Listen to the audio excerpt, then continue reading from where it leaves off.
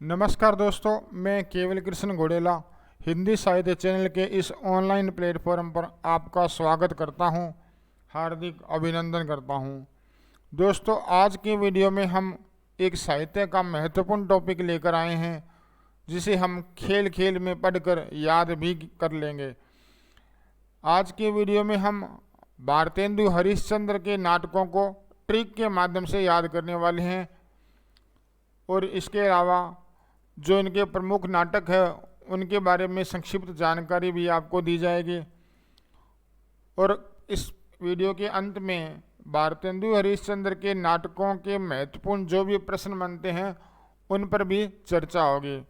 तो दोस्तों, आज का वीडियो आपके लिए बेहद महत्वपूर्ण जानकारी वाला साबित होगा। आप वीडियो को पूरा देखें। तो चलिए दोस्तों, शुरुआत करते हैं। आज के इस वीडियो की सबसे पहले आपको बता दूं दोस्तों कि एग्ज़ाम में इस प्रकार के क्वेश्चन बहुत बार आए हैं कि भारतेंदु जी के जो नाटक है मौलिक है या अनुदित है। तो इस प्रकार के क्वेश्चन बनते हैं, जैसे निम्न में से भारतेंदु जी के मौलिक नाटक कौन सा है या अनुदित नाटक कौन सा है। तो दोस्तों, जैसा कि आपको पता होगा कि मौलिक नाटक तो वो होते हैं जो खुद के द्वारा लिखे जाते हैं, और अनुदित नाटक वो होते हैं जो दूसरी भाषाओं से अनुवाद करके लिखे जाते हैं। तो दूसरी भाषाओं के जो नाटक है उनका अनुवाद किया जाता है। तो दोस्तों, सबसे पहले हम बात करेंगे भारतेंदु जी के मौलिक नाटकों के बारे में, और इसकी जो ट्रिक है वो आपको याद करवाएंगे, ताकि आपके अच्छी तरह ये याद रहे कि कौन सा नाटक है जो मौलिक नाटक है और कौन सा जो नाटक है अनुदित नाटक है। तो दोस्तों, मौलिक नाटकों में सबसे पहले बात अगर हम करें तो भारत दुर्दशा है, इसी प्रकार नील देवी है, वैदिक हिंसा हिंसा न भवति, श्री चंद्रावली, अंधेर नगरी, प्रेम जोगिनी, विशेष्य विस्मोषदम, सती प्रताप। तो ये इनके मौलिक नाटक है दोस्तों। और इसके अलावा दोस्तों, आपको इसकी जो ट्रिक है वो याद करवा देता हूँ, ताकि आपको मौलिक नाटकों का जो संग्रह है वो अच्छी तरह याद रहे।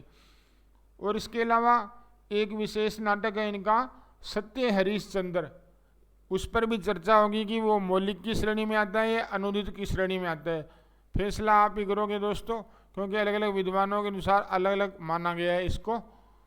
तो दोस्तों, इसकी ट्रिक क्या है, जो मौलिक नाटकों की ट्रिक है, देखिएगा। भारत की नील देवी वैदिक चंद्र के अंधे प्रेम में विष पीकर सती हो गई। तो दोस्तों, ये भारत की नील देवी नाम की लड़की है, नील देवी, जो कि अपने प्रेमी वैदिक चंद्र नाम का इसका प्रेमी था, इसके अंधे प्रेम में विष पीकर सती हो गई। बस आपको ये दो लाइनें याद करनी है दोस्तों, आपके सारे जो इनके मौलिक नाटक है भारतेंदु जी के वो याद हो जाएंगे। दोबारा पढ़िए इस लाइन को, भारत की नील देवी वैदिक चंद्र के अंधे प्रेम में विष पीकर सती हो गई। ये दो लाइनें आपको याद होगी, तो इसका मतलब ये हुआ कि आपको भारतेंदु जी के मौलिक नाटक है वो याद हो गए। अब इस ट्रिक से आप सारे के सारे नाटक है जो बना लोगे। भारत से दोस्तों क्या होगा, भारत दुर्दशा, उसके बाद नील देवी से क्या होगा, नील देवी, और वैदिक से क्या होगा, वैदिक हिंसा हिंसा न भवति। इसके बाद में जो चंद्र है, वैदिक के बाद चंद्र है, ये चंद्रावली दोस्तों, और उसके बाद अंधे से क्या होगा, अंधेर नगरी, और प्रेम से क्या होगा, प्रेम जोगिनी, और विष से क्या होगा, विशेष्य विस्मोषदम। इसके अलावा जो सती से ये हो जाएगा आपका सती प्रताप। तो ये मौलिक नाटक है पूरे हो गए हैं दोस्तों। आपको लाइनें क्या याद करनी है कि भारत की नील देवी, यानी नील देवी एक लड़की है, भारत की वैदिक चंद्र के अंधे प्रेम में विष पीकर सती हो गई। तो दोस्तों, हमने मौलिक नाटकों को अच्छे से कर लिया है। इनके सन भी आगे की इसी वीडियो में आगे हम सन भी खेल खेल में याद करते जाएंगे दोस्तों तो आपको सारे सन भी याद हो जाएंगे। तो चलिए दोस्तों अगली स्लाइड पर चलते हैं, उनके अनुदित जो नाटक है उनके बारे में चर्चा करते हैं और उनको ट्रिक से याद करते हैं। भारतेंदु के अनुदित नाटक दोस्तों, तो भारतेंदु के अनुदित नाटक है, इससे संबंधित ट्रिक आपके सामने जो दिखाई दे रही है दोस्तों।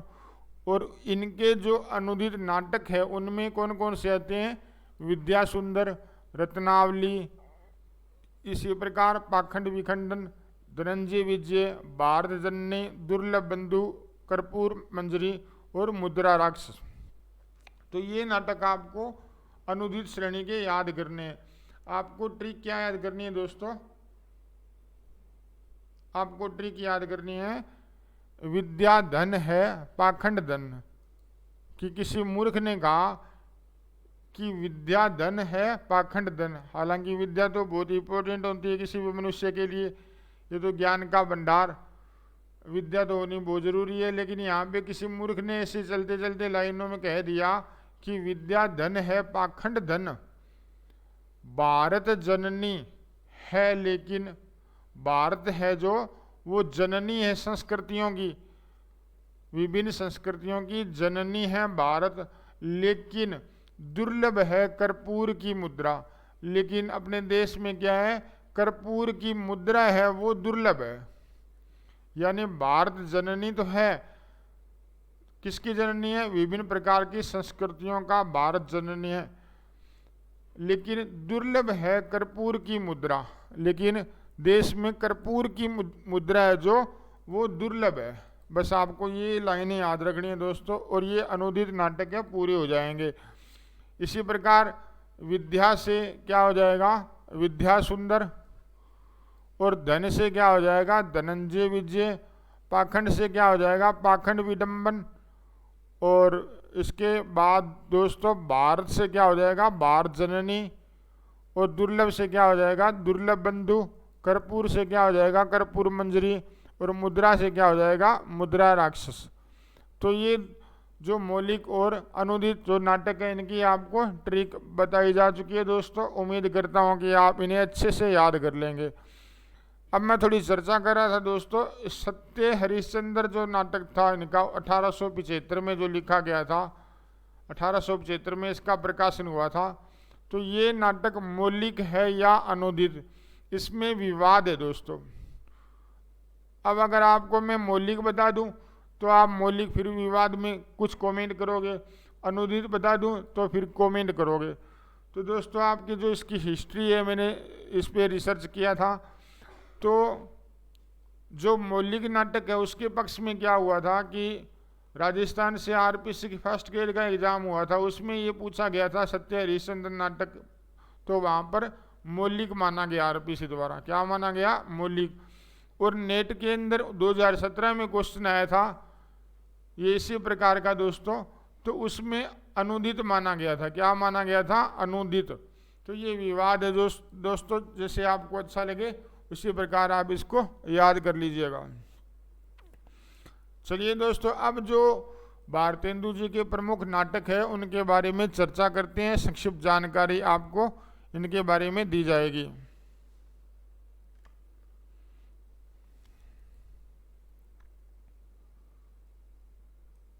सबसे पहले हम मौलिक नाटकों की चर्चा करते हैं दोस्तों।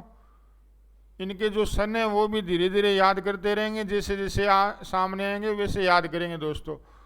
तो वेदिकी जो हिंसा न भवति 1873 ईस्वी इसका प्रकाशन समय, और प्रहसन प्रकार का जो ये नाटक है दोस्तों, नाटक की अलग अलग शैलियाँ हैं, प्रकार है नाटक के, इनमें प्रहसन प्रकार का जो ये नाटक है। तो इसको याद रखने का तरीका भी आपको कुछ ना कुछ बताऊंगा दोस्तों। इसमें क्या है कि पशु बलि प्रथा का विरोध करते हुए सामाजिक धार्मिक विसंगतियों पर व्यंग किया गया है। इसमें वैदिक धर्मानुयायियों के पाखंड का चित्रण किया गया है दोस्तों। तो कई बार परीक्षा में जो कथा वस्तु है वो पूछ ली जाती है, या कोई विषय वस्तु की जानकारी है नाटक से संबंधित वो पूछ ली जाती है। तो दोस्तों इस प्रकार थोड़ी थोड़ी जानकारी आपको रखना बहुत ज़रूरी है। इसके अलावा हम बात करते हैं दोस्तों दूसरा इनका जो मौलिक नाटक है जिसके बारे में थोड़ा विवाद है, आपको मैंने बताया, सत्य हरिश्चंद्र 1875 ईस्वी। इसको थोड़ा आप याद कर लेना, 1875 ईस्वी, बार बार पढ़ते जाओगे याद होता जाएगा। सत्यवादी जो राजा हरिश्चंद्र के सत्य के प्रति निष्ठा का वर्णन इसमें किया गया है। इसमें सूर्यवंशी राजा हरिश्चंद्र की कथा है दोस्तों, और ये 4 अंकों का नाटक है। कितने अंक है इसमें? 4। इसमें असत्य पर सत्य की विजय दिखाई गई है। यह नवयुवकों में चरित्र एवं आदर्श स्थापित करने के उद्देश्य से लिखा गया है। तो ये 2 नाटक हो गए दोस्तों इसके, इनके जो मौलिक, और तीसरे नाटक के बारे में पढ़ते हैं। तो इनका जो तीसरा नाटक है श्री चंद्रावली 1876, ये नाटिका है दोस्तों। जैसे नाटक के प्रकार जैसे आपको बताया ना मैंने, जो शैली मान सकते हैं, तो नाटिका है इसमें वैष्णव भक्ति एवं प्रेम तत्व का चित्रण करते हुए प्रेम का आदर्श रूप वर्णित किया गया है। तो दोस्तों चंद्रावली, इसका जो प्रकाशन समय है वो आप 1876 याद रखें। और चौथा जो इनका नाटक है मौलिक नाटक विषमोषधम 1876, ये दोस्तों बाण प्रकार का नाटक है। किस प्रकार का? बाण प्रकार का। ये भी आप थोड़ा ध्यान रखिएगा। बड़ौदा के राजा गायकवाड़ को राजगद्दी से हटाए जाने पर देशी नरेशों की दुर्दशा देखकर चेतावनी दी गई थी कि यदि वे संभल नहीं पाए तो धीरे धीरे अंग्रेज सभी देशी रियासतों को अपने अधिकार में ले लेंगे। तो इसकी जो विषय वस्तु है तो दोस्तों ये राजा गायकवाड़ से संबंधित है। तो इसका आप सन भी याद कर लीजिएगा 1876।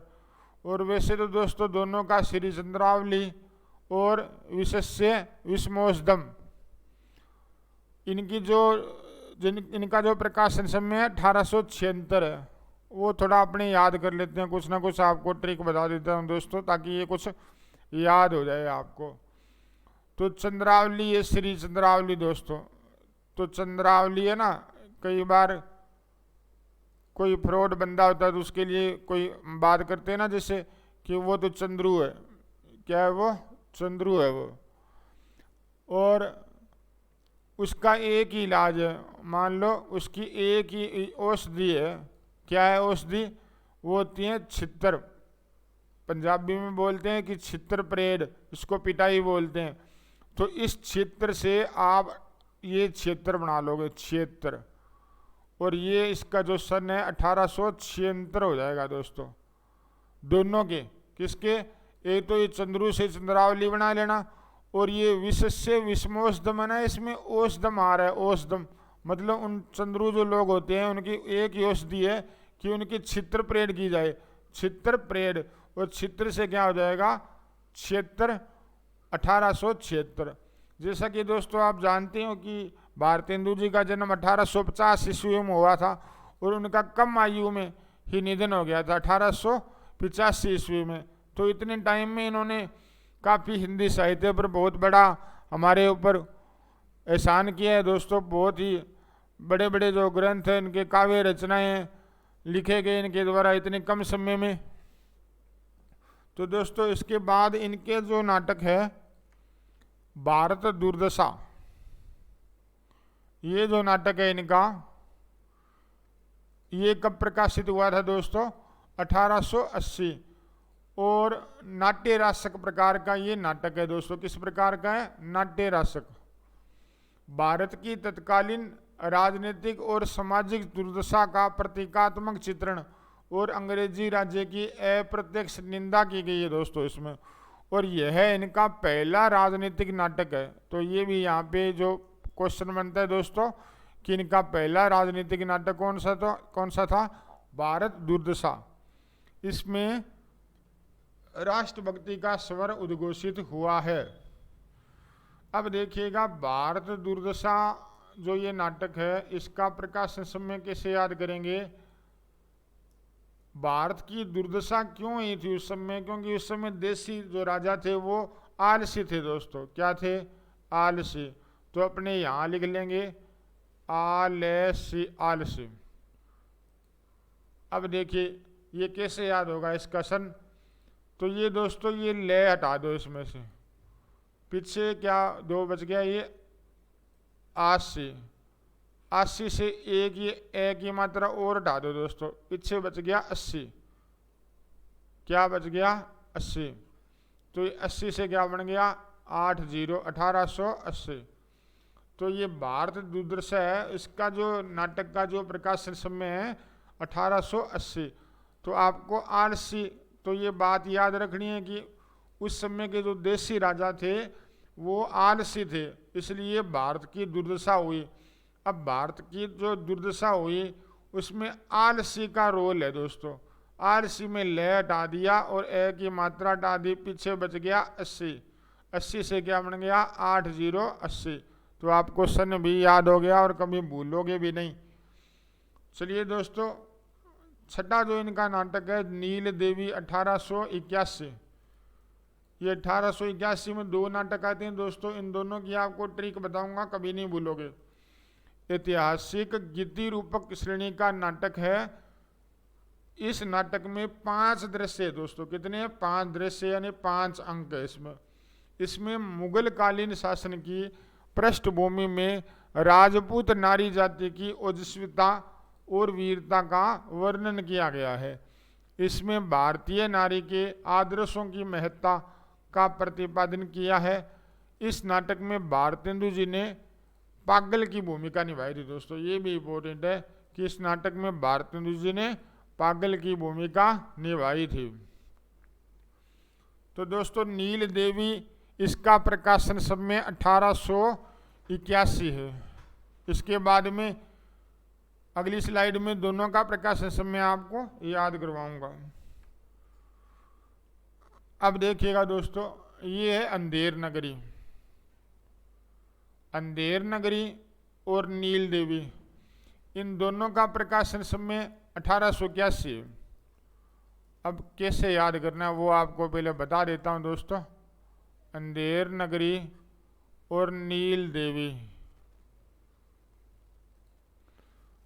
तो दोस्तों क्या हुआ था, छोटी सी कहानी है, 2 लाइनों की, ज़्यादा बड़ी नहीं है। कि अंधेरा था कहीं, अंधेरा था कहीं, तो अंधेरे में एक अजीब सा दृश्य किसी को दिखाई दिया। ऐसे लग रहा था जैसे नील देवी, कोई ऐसे लग रहा था जैसे कोई भूतनी दिखाई दे रही। तो यहाँ भूतनी नहीं थी, यहाँ नील देवी थी। कौन थी? नील देवी। अब दोस्तों ये अंधेरे में दिखाई दी। कहाँ पर दिखाई दी? अंधेरे में। तो ये अंधेरे से तो अंधेर नगरी नाम होगा, और नील देवी जो इनको दिखाई दी किसी को, वो नील देवी नाटक ये नाम होगा। अब इसका जो सन है 1881, वो कैसे याद करेंगे? अब मुद्दा तो ये है, इस सन को कैसे याद करें? अभी देखिए, ये जो 81 है दोस्तों, अब इसको तोड़ के अलग कर दो। क्या सी, मतलब 2 दोस्त थे, एक दोस्त को तो ये नील देवी दिखाई दी, तो ये डर गया, तो दूसरे ने इससे क्या पूछा कि क्या सी, कि यह क्या था। ऐसे बोलते हैं ना, कई भाषाओं की जो मिश्रण करके ये लाइन तैयार होगी। क्या सी मतलब यह क्या था, ई का मतलब यह क्या, और सी का मतलब था, यह क्या था। दूसरे दोस्त ने ये पूछा था कि ई क्या सी, तो इससे क्या हो जाएगा, अपना 81 हो जाएगा दोस्तों, 81। ये बात याद रखना। और दोनों के नील देवी और अंधेर नगरी दोनों के सन आपको याद हो जाएंगे।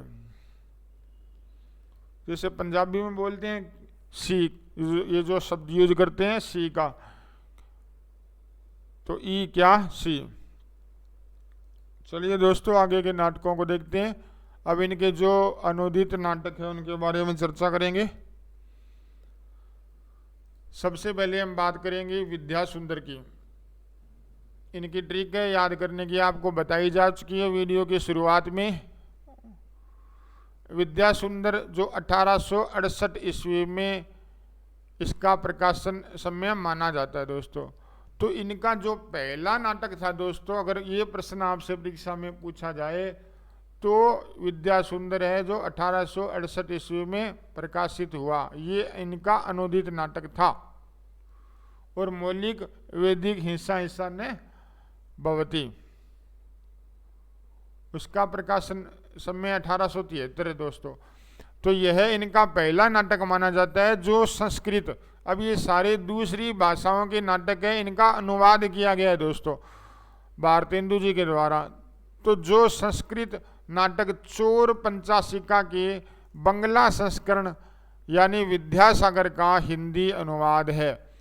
तो इसका जो अगर ये पूछा जाए किस संस्करण का ये जो अनुवाद है, तो बंगला संस्करण, बंगला भाषा में विद्यासागर का हिंदी अनुवाद है। यह नाटक 3 अंकों में लिखा गया है। विद्या एवं सुंदर की प्रेम कथा का वर्णन है इसमें, और विवाह संबंधी प्रश्न पर लिखा गया नाटक है दोस्तों, जिसमें प्रेम विवाह का समर्थन किया गया है। तो ये जो विषय वस्तु है इस नाटक की। इसके बाद में हम बात करते हैं दोस्तों पाखंड विडंबन, जो कि 1872 में प्रकाशन समय इसका माना गया। तो दोस्तों अब अगर विद्या सुंदर का जो प्रकाशन समय आपको याद करना है तो वो थोड़ा ये भी याद कर लो, 68 है दोस्तों। 68 कितना है? 68, ये देखिए 68। तो जो विद्याहीन जो बंदे होते हैं तो दोस्तों उनके लिए क्या शब्द यूज कर सकते हैं? 68। सट का मतलब मूर्ख होता है ना, मूर्ख, और अड़ का मतलब अड़ जाते हैं, जो किसी बात के लिए जिद कर लेते हैं, अड़ जाते हैं। तो अड़ जाते हैं वो मूर्ख, उनको क्या कहते हैं? 68। क्या कहते हैं? 68। और ये 68 किसके लिए यूज कर रहा है? विद्याहीन, जिनके पास विद्या नहीं है, तो वो 68 अड़ जाते हैं। सट माने मूर्ख, वो मूर्ख अड़ जाते हैं, तो विद्या ग्रहण नहीं करते हैं। तो उनके लिए ये जो 68 का जो सन है ये काम में लिया गया दोस्तों। आपको सिर्फ याद करने से मतलब है, ज़्यादा गहराई में इनके जाना नहीं है। तो पाखंड विडंबन जो 1872 ईस्वी, प्रबोध चंद्रोदय, कुछ ना कुछ तो आपके ये जो सन याद जरूर रह जाएंगे दोस्तों, सारे याद नहीं होते तो भी। प्रबोध चंद्रोदय संस्कृत नाटक के 3रे अंक का अनुवाद है। पाखंड और पाखंडियों से बचने का संदेश इसमें दिया गया। वैष्णव भक्ति की महत्ता को इसमें बताया गया है। इसमें 3 अंक है। अब देखिए इसका प्रकाशन वर्ष है 1872, इसको भी याद कर लो। कैसे याद करेंगे? ये पाखंडी बाबा कुछ ज़्यादा ही हो गए दोस्तों देश में, हालांकि सारे तो पाखंडी नहीं होते, लेकिन आज के टाइम में बहुत ज़्यादा फैल गए हैं। तो इनको सरकार द्वारा चेतावनी दी जाती है। जैसे यूपी के अंदर योगी बाबा चेतावनी देते हैं कि बेहतर होगा कि आप सुधर जाओ। क्या इन्होंने क्या कहा इनको? बेहतर होगा कि सुधर जाओ। अब इस बेहतर से ये जो अपना सन है ये निकाल लेंगे, बेहतर ये दिया हो ना 72, तो बेहतर होगा कि आप सुधर जाओ, पाखंड वगैरह ये मत फैलाओ देश में। तो 72 से 1872 आपका प्रकाशन समय बन गया। किसका? पाखंड विडंबन का। पाखंड विडंबन का जो प्रकाशन समय कितना है दोस्तों? 1872। इसी प्रकार खेल खेल में याद करते जाओ।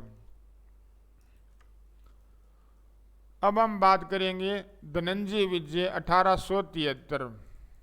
इसका प्रकाशन समय दोस्तों धनंजय विजय, कांचन कवि कृत संस्कृत नाटक का ये अनुवाद है। महाभारत की कथा पर आधारित है। इसमें अर्जुन की कौरवों की सेना को अकेले पराजित करने की वीरता का वर्णन किया गया है। तो दोस्तों इसके अलावा जो इनका चौथा नाटक है कर्पूर मंजरी, जिसका प्रकाशन हुआ 1875।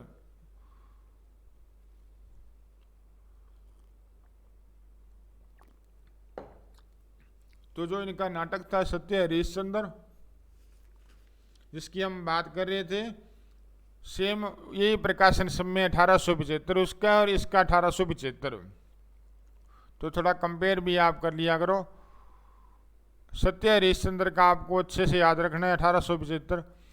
तो दोस्तों राजशेखर कृत कर्पूर मंजरी का अनुवाद है यह, और यह शतक, ये नाटक का प्रकार है दोस्तों, शतक प्रकार का, ये आधा टय इसमें और आएगा, यहाँ थोड़ी मिस्टेक है, शतक प्रकार का नाटक है। विद्रभ राजकन्या कर्पूर मंजरी बहुत रूपवती यानी सुंदर है। अवंती का बुद्धिहीन राजा उसके प्रति आकृष्ट होता है, और तांत्रिक जो उनके दरबार में होता है भैरवनाथ अपने मंत्र बल से राजकन्या को राजा के पास खींच लाता है, और कर्पूर मंजरी धीरे धीरे अवंती के राजा से प्रेम करने लगती है, और अंत में दोनों का मिलन होता है। तो ये इस नाटक की विषय वस्तु है दोस्तों, कर्पूर मंजरी की। अब दोस्तों भारत जननी, इसका प्रकाशन समय है 1877, इसको तो आप याद कर लो दोस्तों, 1877। तो भारत की जो जननी है वो 7-7 है दोस्तों, 7-7 का मतलब 7 मिलकर चलती है, 7-7, तो 7-7 से आप 7-7 ये बना लो, ये 18 इसके शुरू में जुड़ेगा। तो दोस्तों 1877 भारत जननी का जो प्रकाशन समय क्या माना जाता है, 1877। यह नाट्य गीत है दोस्तों जो संस्कृत से हिंदी में अनुदित है, और भारतीय जीवन में उत्पन्न पारिवारिक कलह का इसमें चित्रण किया गया है। इसी प्रकार दोस्तों छठा जो इनका नाटक है मुद्रा राक्षस, जो कि 1878 ईस्वी में प्रकाशित हुआ। विशाख दत्तकृत संस्कृत नाटक मुद्रा राक्षस का जो अनुवाद है ये, और एक राजनीतिक नाटक है दोस्तों ये, चाणक्य की राजनीति, प्रौढ़ता और सूक्ष्म ज्ञान का इसमें चित्रण किया गया है। अब देखिएगा दोस्तों दुर्लभ बंधु, तो 1880 ईस्वी में प्रथम दृश्य हरिश्चंद्र जो चंद्रिका, जो इनकी पत्रिका थी प्रकाशित होने वाली, उसमें और मोहन चंद्रिका में ये इसका जो प्रथम दृश्य है वो प्रकाशित हुआ था। शेक्सपियर के मर्चेंट ऑफ वेनिस का हिंदी अनुवाद है दोस्तों, ये भी ध्यान रखना काफ़ी इम्पोर्टेंट है। इसमें मित्रता का ऊंचा आदर्श प्रस्तुत किया गया है। भारतेंदु इस नाटक को पूरा नहीं कर पाए थे, बाद में रामशंकर व्यास और राधा कृष्ण दास ने इस नाटक को पूरा किया था। तो दोस्तों ये तो अनुदित नाटक से संबंधित जो जानकारी थी। अब हम इनकी जो अपूर्ण कृतियाँ हैं, जो नाटक अधूरे रह गए थे, उनके बारे में थोड़ी चर्चा कर लेते हैं। उसके बाद जो इनके नाटकों से संबंधित महत्वपूर्ण क्वेश्चन होंगे उनके बारे में हम चर्चा करेंगे।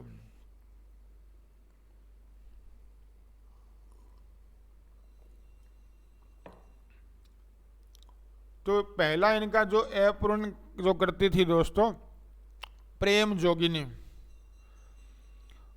जिसका प्रकाशन समय 1875, लेकिन ये पूर्ण नहीं हो पाई थी दोस्तों। इसका समय थोड़ा दिया गया है, हो सकता है ये उस समय जो लिखी गई थी तो उसका जो समय दिया गया है। मौलिक अपूर्ण रचना है, ये नाटिका प्रकार की रचना है। काशी के तीर्थ स्थानों पर होने वाले कुकृत्यों और पाखंडों का इसमें चित्रण किया गया है। ये 4 अंकों की नाटिका। तो ये जोगिनी से पता लग रहा है कि ये नाटक नहीं है, नाटिका है। इसका थोड़ा ये भी आप ध्यान कर लेना दोस्तों। सती प्रताप है जो, इसका समय 1883 ईस्वी। ये गीति रूपक प्रकार का नाटक है। यह एक पौराणिक नाटक है। सती सावित्री के कथानक को लेकर भारतीय नारी की चेतना और आदर्श को प्रस्तुत किया गया है। यह भारतेंदु जी का अधूरा नाटक है। इसे बाद में 1892 ईस्वी में राधा कृष्ण दास जी ने पूरा किया था। इसी प्रकार रत्नावली है, उसका समय 1868 माना जाता है। यह हर्ष द्वारा रचित संस्कृत में लिखित रत्नावली नाटिका का अनुवाद है। इसमें वासव दत्ता एवं रत्नावली की कहानी लिखी गई है। अब दोस्तों हम इनके जो प्रमुख जो महत्वपूर्ण प्रश्न हैं उनके बारे में चर्चा करेंगे। साथ साथ में आप कमेंट बॉक्स में उत्तर दीजिए। पहला प्रश्न है दोस्तों, भारतेंदु हरिश्चंद्र का प्रहसन नाटक कौन सा है? प्रहसन प्रकार का जो नाटक है वो कौन सा नाटक है दोस्तों? अंधेर नगरी, वेदिकी हिंसा हिंसा न भवती, नील देवी, इनमें से कोई नहीं। तो जल्दी जल्दी आप इसका सही उत्तर कमेंट बॉक्स में बताएं।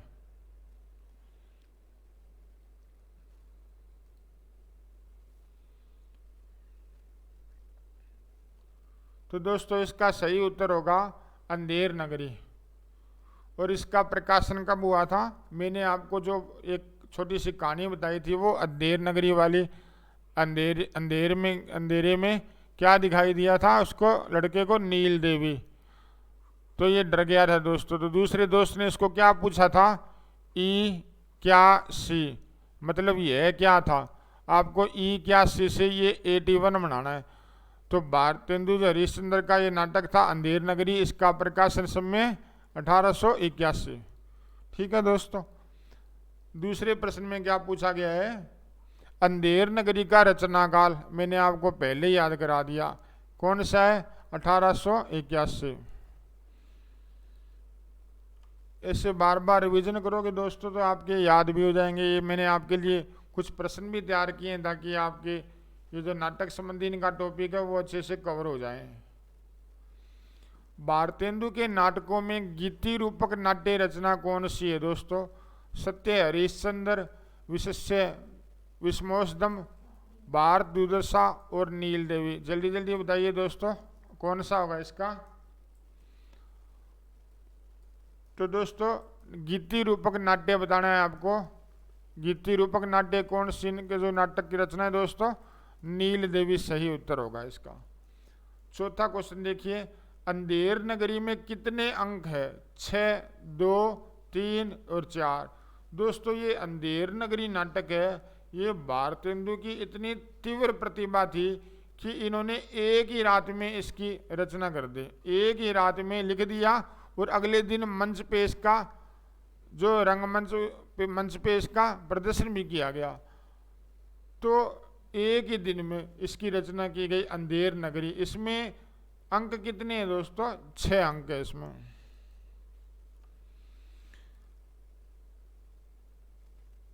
अगले प्रश्न में देखिए दोस्तों, इनमें से कौन सी रचना भारतेंदु हरिश्चंद्र कृत नहीं है? आपको बताना है इनमें से कौन सी रचना भारतेंदु हरिश्चंद्र कृत नहीं है। नील देवी है दोस्तों, अंधेर नगरी है इनका जो नाटक, भारत दुर्दशा ये भी इनका नाटक है, प्रेम मोहिनी दोस्तों ये प्रेम मोहिनी इनका नाटक या रचना नहीं है दोस्तों। क्योंकि आपको थोड़ा भ्रम हो रहा होगा। प्रेम जोगिनी इनका नाटक है दोस्तों, प्रेम मोहिनी नहीं है। छठा प्रश्न देखिए, छठे प्रश्न में निम्नलिखित में से कौन सी रचना भारतेंदु हरिश्चंद्र की नहीं है? भारत दुर्दशा ये तो है दोस्तों, रणधीर प्रेम मोहिनी और में भी रणधीर प्रेम मोहिनी, मतलब दोनों में एक ही ऑप्शन है दोस्तों। कोई बात नहीं, वेदिकी हिंसा हिंसा न भवती ये इनकी रचना है। तो रणधीर प्रेम मोहिनी ये जो रचना है दोस्तों दोनों एक ही ऑप्शन एक जैसे हैं, कोई दिक्कत नहीं है इसमें। ये जो रचना है श्रीनिवास दास की है दोस्तों। किन की है? श्रीनिवास दास इनका नाटक है दोस्तों। तो ये भारतेंदु जी का नहीं है। तो इसमें ब और से उत्तर होगा। सातवें प्रश्न में देखिए,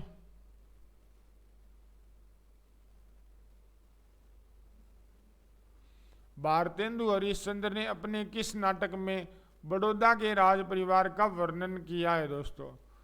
तो किस नाटक में किया गया है? विशस्य जो विस्मोसदम नील देवी, भारत दुर्दशा, वेदिकी हिंसा हिंसा ने भवती।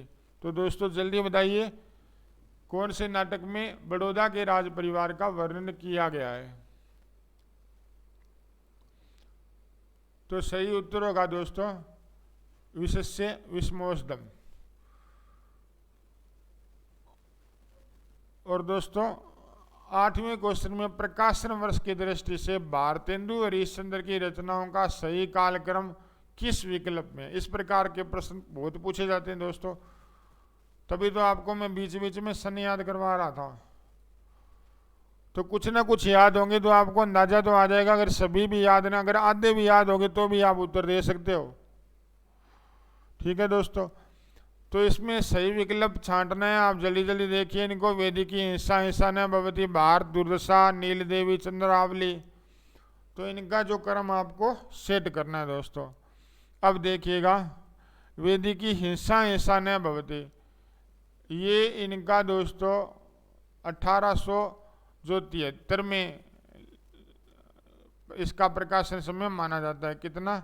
1873। ये इनका मौलिक नाटक है दोस्तों।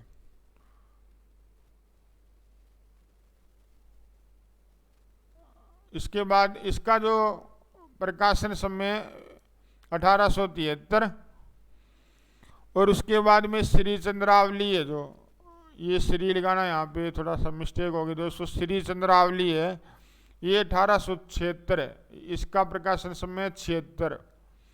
इसके बाद में भारत दुर्दशा, इसका प्रकाशन समय 80। मैंने आपको आलसी शब्द से बताया था ना 80 कैसे निकालना है वीडियो की शुरुआत में, वो आप देख लेना।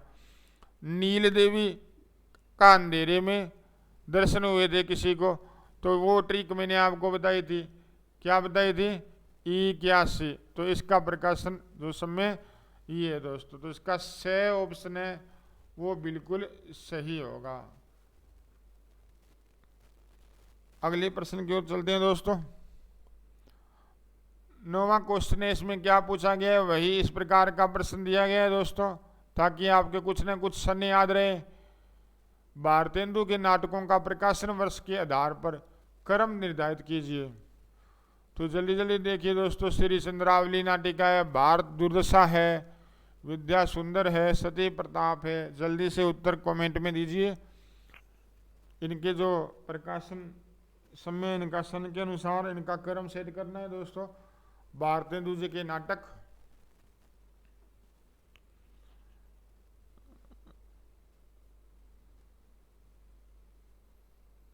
अब देखिएगा दोस्तों, विद्या सुंदर है, जो विद्या सुंदर है इनका प्रथम नाटक था दोस्तों, और इसका जो प्रकाशन समय क्या था 1868। श्री चंद्रावली नाटिका, वो मैंने आपको चंद्रू वाली ट्रिक बताई थी ना दोस्तों, जिसके चित्र पढ़ने के बाद में वो चंद्रू जो फ्रॉड लोग होते हैं वो ठीक हो जाते हैं। 1876 ये ट्रिक बताई थी वीडियो में आपको शुरुआत में। भारत दुर्दशा, इसकी वो ट्रिक बताई थी मैंने आलसी वाली। आलसी वाली तो लहर हटा देना, एक ये मात्रा हटा दो, पीछे 80 बच गया। 80 से क्या हो जाएगा, ये 80। भारत दुर्दशा, भारत की दुर्दशा आलसी राजाओं के कारण हुई थी, तो ये ट्रिक आपको बताई थी। तो ये भारत दुर्दशा है वो 1880, और सती प्रताप है दोस्तों, इसका जो प्रकाशन समय 1883 था। तो ये आपका जो द ऑप्शन है ये बिल्कुल सही है।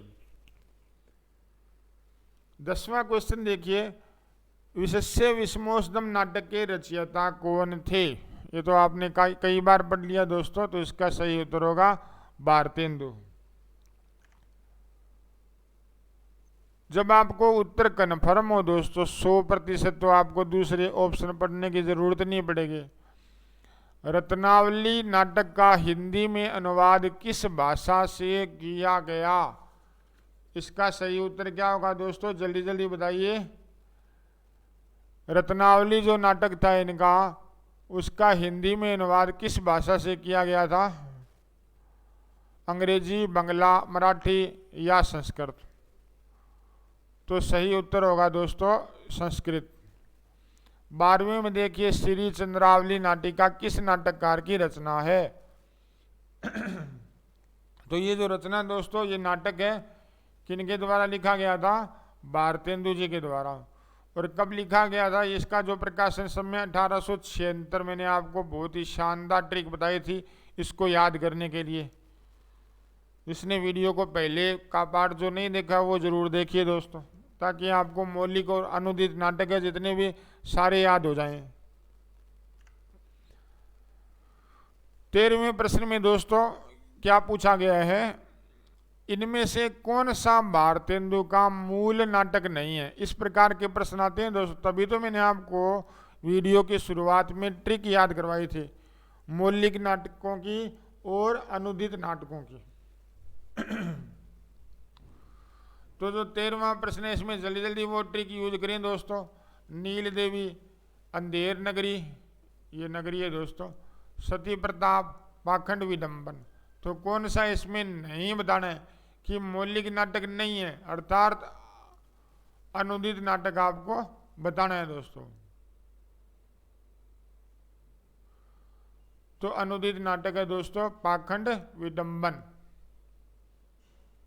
जैसे आपको ट्रिक बताई थी ना, विद्या रत्न है पाखंड धन, विद्या रत्न है पाखंड धन। तो ये ट्रिक वगैरह आपको याद कराई थी, तो ये सही ऑप्शन इसका सही होगा। बाकी जो ये मौलिक नाटक है इनके। 14वें प्रश्न में देखिए, अंग्रेजी नाटक मर्चेंट ऑफ वेनिस, ये शेक्सपियर का था दोस्तों नाटक, इसका अनुवाद भारतेंदु जी ने किस नाम से किया? ये भी अच्छा क्वेश्चन है दोस्तों।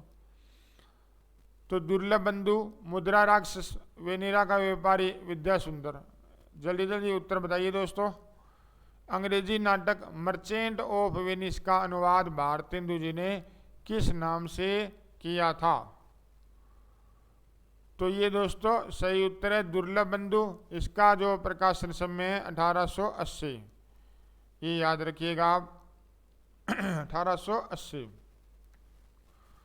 तो ये आलसी होते हैं, ये भी दुर्लभ होते हैं दोस्तों, तभी तो वो आपको भारत दुर्दशा वाला जो नाटक था सेम वो ही प्रकाशन समय है इसका 1880, जो आपको ट्रिक बताई थी उसमें जोड़ लेना, दुर्लभ होते हैं आलसी। ठीक है दोस्तों। 15वें प्रश्न में पूछा गया है दोस्तों कि इनमें से कौन सा नाटक भारतेंदु जी का नहीं है? वैदिक हिंसा हिंसा न भवती, ये तो है दोस्तों। प्रेम जोगिनी, ये भी है दोस्तों। सती प्रताप, ये भी है दोस्तों। कारवां नहीं है। तो ये सही उत्तर क्या होगा इसमें? कारवां। 16वां क्वेश्चन, संस्कृत नाटक प्रबोध चंद्रोदय का अनुवाद भारतेंदु जी ने किस नाम से किया दोस्तों? धनंजय विजय, पाखंड विडंबन, रत्नावली, नील देवी। दोस्तों जल्दी जल्दी बताइए कौन सा उत्तर इसका सही होगा। तो उसका नाम था दोस्तों पाखंड विडंबन। और पाखंड विडंबन का आपको सन भी मैंने याद कराया था 1872, कि पाखंड रोकने के लिए सरकार ने निर्देश दिए थे कि बेहतर होगा कि आप पाखंड रोक दो, बेहतर से बेहतर बन जाएगा दोस्तों। ये सन आपको याद कराया था। और दो दोस्त खड़े थे, एक लड़के को वो क्या है अंधेरे में नील देवी दर्शन हुए थे दोस्तों, तो वो डर गया था कि कहीं भूतनी ना हो। तो वो ट्रिक आपको बताई थी मैंने, नील देवी और अंधेर नगरी दोनों की दोस्तों, वो आपने वीडियो में देखी होगी। क्या ट्रिक थी? ई क्या से, ई क्या से, यह क्या था, इसका अर्थ ये होता है। तो इससे 81 होगा दोस्तों। 81 से क्या हो जाएगा? 1881। इसका प्रकाशन समय नील देवी और अंधेर नगरी दोनों का। तो चलिए दोस्तों अगले क्वेश्चन की ओर। 17वां प्रश्न है दोस्तों, भारतेंदु जी ने किस प्रहसन में भ्रष्ट शासन तंत्र पर प्रहार किया है? कौन सा नाटक था दोस्तों? अंधेर नगरी, विद्या सुंदर, धनंजय विजय, नील देवी। जल्दी जल्दी बताइए दोस्तों। अंधेर नगरी, विद्या सुंदर, धनंजय विजय, नील देवी। बाई चांस दोस्तों एक ऐसा क्वेश्चन बन जाता है कि निम्न में से भारतेंदु जी का प्रहसन नाटक कौन सा है, तो ये थोड़ा याद कर लो, अंधेर नगरी इसमें से ही होगा। अब देखो, अंधेरे में कोई हंसता है, क्या करता है, अंधेरे में कोई हंसता है तो उसका कोई भी मतलब नहीं है दोस्तों, उसका पता ही नहीं लगता वो अंधेरे में है।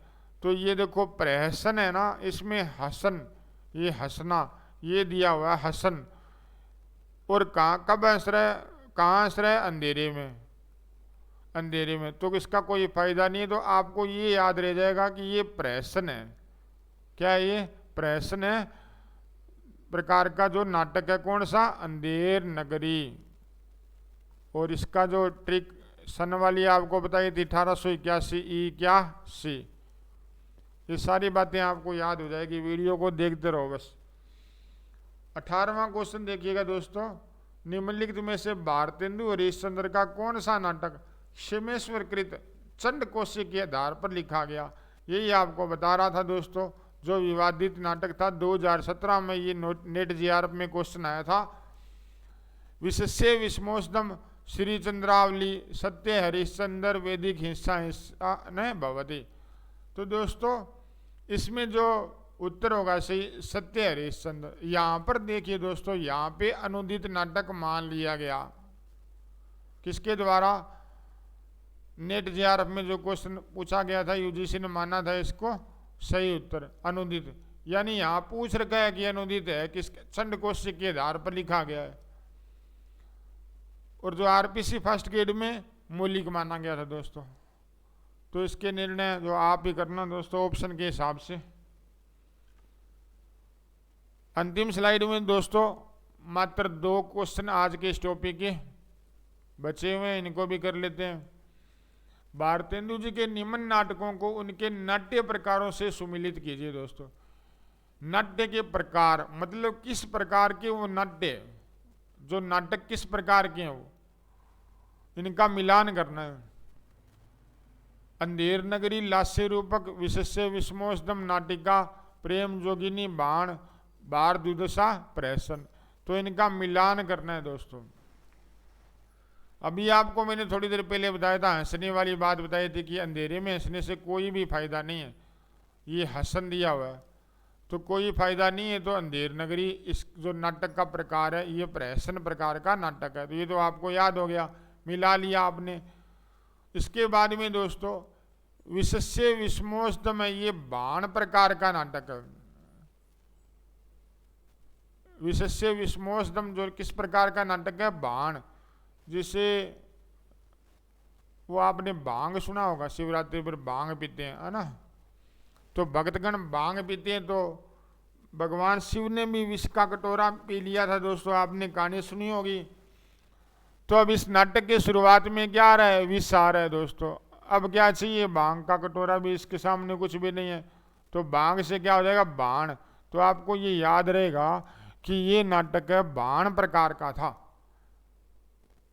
किस प्रकार का, बाण प्रकार का। प्रेम जोगिनी दोस्तों, प्रेम जोगिनी जो ये नाटिका है दोस्तों। अब जोगिनी यहाँ पे पता लग रहा है स्त्रीवाचक है तो नाटिका, नाटक तो नहीं है ये नाटिका है, इसका इससे मिलान हो गया। बच गया एक दोस्तों कि भारत की दुर्दशा किस कारण से हुई थी। आपको मैंने शुरुआत में ट्रिक याद करवा रहा था बार बार, इस आलसी का रोल बहुत है दोस्तों, आलसी का रोल बहुत है इसमें भारतेंदु जी के नाटकों में। अब ये देखिए आलस्य, इस शब्द को आप ऐसे देखिए, आलस्य जहाँ लिखा हुआ है लास्य, मतलब आलस्य का कुछ हिस्सा तोड़कर लास्य रूपक बना दिया गया। तो ये आलस्य वाली बात आपको याद रखनी है कि भारत की दुर्दशा इसलिए हुई थी कि वहाँ के राजा जो देशी राजा थे वो आलसी थे, आलस्य से भरे हुए पड़े थे, तब ये इसका प्रकार लास्य रूपक हुआ। और इसका सन भी आपको याद करवाया था, आलसी वाली कहानी आपको बताई थी कि ले काट दो इसमें से और ए की मात्रा ढा दो, पीछे बच गया 80, साफ 80 बच रहा है। तो दोस्तों 80 1880, तो इसका प्रकाशन वर्ष कितना है, भारत दुर्दशा का 1880। तो कम से कम मैंने आपको 12-13 तो ये प्रकाशन समय वो रटवा दिए दोस्तों, नाटकों के कभी नहीं भूलोगे आप। चाहे उनका क्रम सेट करना हो, चाहे मौलिक बताना हो, चाहे अनुदित बताना हो, कुछ भी बताना हो। लेकिन आपको दोस्तों बता दूं कि आपको वीडियो के कमेंट बॉक्स में कमेंटों की कमी नहीं रहनी चाहिए। ये आपका फर्ज है कि आप इसमें कितने अच्छे कमेंट कर पाते हो, ताकि हम भी आपके लिए और भी बेहतर जो पाठ्य सामग्री है वो एकत्रित करके आपके सामने प्रस्तुत कर सकें। तो अंतिम प्रश्न देखिएगा, 20वां अंग्रेज हूं के राज पाई के रहे कूद के कूद। ये पंक्तियां दोस्तों काफी चर्चित थी। उपयुक्त पंक्तियां जो भारतेंदु हरिश्चंद्र के कौन से नाटक से ली गई है दोस्तों, जल्दी बताइए दोस्तों। अंधेर नगरी, नील देवी, भारत दुर्दशा, भारत जननी। तो सही उत्तर क्या होगा दोस्तों, कमेंट बॉक्स में जल्दी बताइए। तो इसका सही उत्तर होगा दोस्तों भारत दुर्दशा। और इसका सन मैंने आपको बार बार याद करवाया दोस्तों, कितना है, 1880। तो दोस्तों सबसे अच्छा आपको इस वीडियो में कौन सी ट्रिक आपको लगी अच्छी, उसके बारे में भी आप कमेंट में ज़रूर बताइएगा। तो दोस्तों भारतेंदु जी के नाटक संबंधी जितना भी मैटर था आपको पूरा का पूरा वीडियो में करवा दिया गया है। जल्दी हम आपके लिए नया वीडियो भी लेकर आएंगे, उसमें भी अच्छे फैक्ट होंगे। तो दोस्तों चलिए अब आज का इतना ही, जो भारतेंदु जी संबंधी जो जानकारी थी आपको दी गई। धन्यवाद दोस्तों, जल्द मिलेंगे नई वीडियो के साथ। तब तक के लिए जय हिंद, जय भारत।